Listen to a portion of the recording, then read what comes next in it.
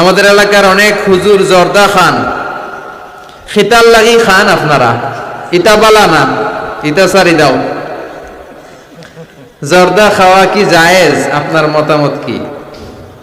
Doctor Zakir নায়েকের lecture শুনেছিলাম, জর্দা তামাক খাওয়া যাবে না। আপনার মতামত জানতে চাই। জি, ডক্টর জাকির নায়েক ঠিকই বলেছেন, জর্দা তামাক খাওয়া যাবে না।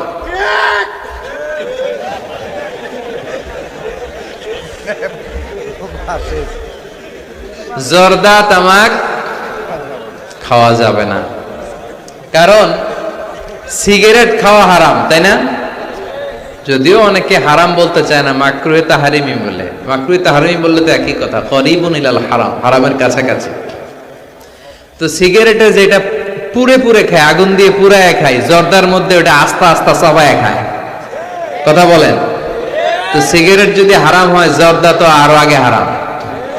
এই জর্দা, সিগারেট এগুলোর সাথে মুসলমানের সম্পর্ক নাই।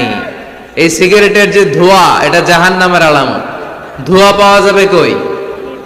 কথা কয় না। জাহান্নামে থাকবে আগুন। সিগারেট খেতে কি লাগে? আগুন খায়, আগুন পেটের ভিতরে ঢুকায়, আছে না নাই? পৃথিবীতে সিগারেটটা এমন একটা খাবার, এই একটা খাবারই শুধু টয়লেটে বসে খাওয়া যায়। কথা খুব কা, তাই না? সিগারেট ছাড়া কোনো জিনিস কেউ কোনোদিন টয়লেটে বসে খায় না, শুধু সিগারেটই খায়। আবার সিগারেট হয় টোবাকো প্ল্যান্টস থেকে, মানে তামাক পাতা থেকে। তামাক গাছ আসেনি এখানে?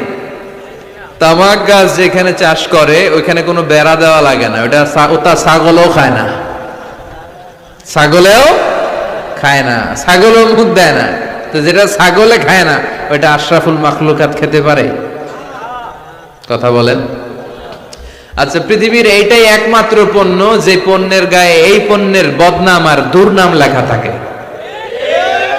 এটার গায়ে লেখা থাকে স্মোকিং কজেস ক্যান্সার, ধূমপান কর্কট রোগের কারণ। ধূমপান করলে ক্যান্সার রোগ হয়, আছে না নাই?